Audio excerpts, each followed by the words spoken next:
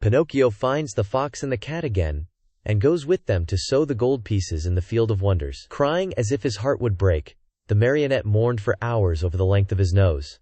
No matter how he tried, it would not go through the door. The fairy showed no pity toward him, as she was trying to teach him a good lesson, so that he would stop telling lies, the worst habit any boy may acquire. But when she saw him, pale with fright and with his eyes half out of his head from terror, she began to feel sorry for him and clapped her hands together. 1,000 woodpeckers flew in through the window and settled themselves on Pinocchio's nose. They pecked and pecked so hard at that enormous nose that in a few moments it was the same size as before. "How good you are, my fairy," said Pinocchio, drying his eyes, "and how much I love you." "I love you too," answered the fairy, "and if you wish to stay with me, you may be my little brother, and I'll be your good little sister." "I should like to stay, but what about my poor father?"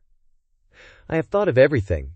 Your father has been sent for, and before night he will be here." "Really?" cried Pinocchio joyfully. "Then, my good fairy, if you are willing, I should like to go to meet him. I cannot wait to kiss that dear old man, who has suffered so much for my sake." "Surely. Go ahead, but be careful not to lose your way. Take the wood path and you'll surely meet him." Pinocchio set out, and as soon as he found himself in the wood, he ran like a hare. When he reached the giant oak tree, he stopped, for he thought he heard a rustle in the brush. He was right. There stood the fox and the cat, the two traveling companions with whom he had eaten at the Inn of the Red Lobster. "Here comes our dear Pinocchio," cried the fox, hugging and kissing him. "How did you happen here?" "How did you happen here?" repeated the cat. "It is a long story," said the marionette. "Let me tell it to you. The other night, when you left me alone at the inn, I met the assassins on the road." "The assassins? Oh, my poor friend. And what did they want?" "They wanted my gold pieces." "Rascals," said the fox. "The worst sort of rascals," added the cat. "But I began to run," continued the marionette, "and they after me, until they overtook me and hanged me to the limb of that oak." Pinocchio pointed to the giant oak nearby. "Could anything be worse?" said the fox. "What an awful world to live in!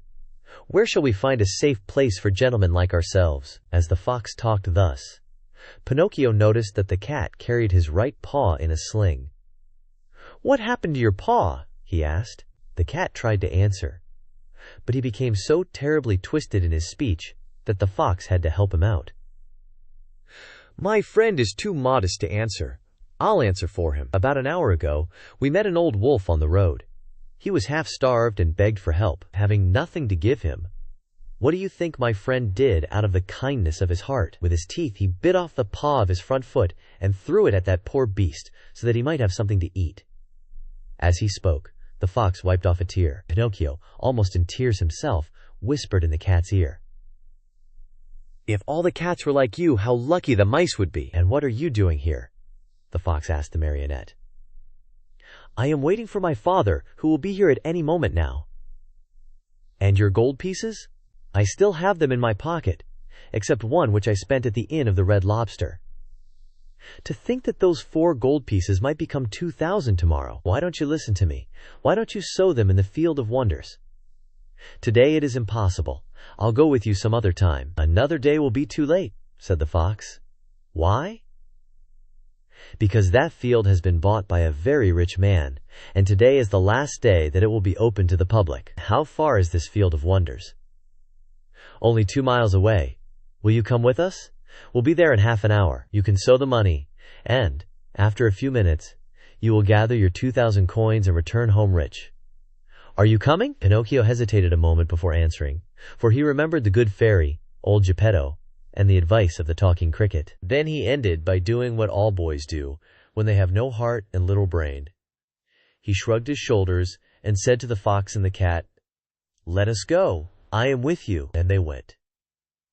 They walked and walked for half a day at least, and at last they came to the town called the City of Simple Simons. As soon as they entered the town, Pinocchio noticed that all the streets were filled with hairless dogs, yawning from hunger, with sheared sheep, trembling with cold, with combless chickens, begging for a grain of wheat, with large butterflies, unable to use their wings because they had sold all their lovely colors, with tailless peacocks, ashamed to show themselves, and with bedraggled pheasants, scuttling away hurriedly, grieving for their bright feathers of gold and silver, lost to them forever.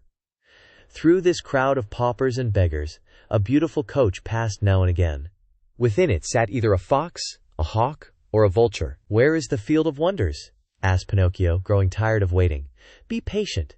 It is only a few more steps away." They passed through the city, and, just outside the walls, they stepped into a lonely field, which looked more or less like any other field. "Here we are," said the fox to the marionette. "Dig a hole here, and put the gold pieces into it." The marionette obeyed. He dug the hole, put the 4 gold pieces into it, and covered them up very carefully. "Now," said the fox, "go to that nearby brook, bring back a pail full of water, and sprinkle it over the spot." Pinocchio followed the directions closely. But, as he had no pail, he pulled off his shoe, filled it with water, and sprinkled the earth which covered the gold. Then he asked, "Anything else?" "Nothing else," answered the fox. "Now we can go. Return here within 20 minutes, and you will find the vine grown and the branches filled with gold pieces." Pinocchio, beside himself with joy, thanked the fox and the cat many times, and promised them each a beautiful gift. "We don't want any of your gifts," answered the 2 rogues. "It is enough for us that we have helped you to become rich with little or no trouble. For this we are as happy as kings."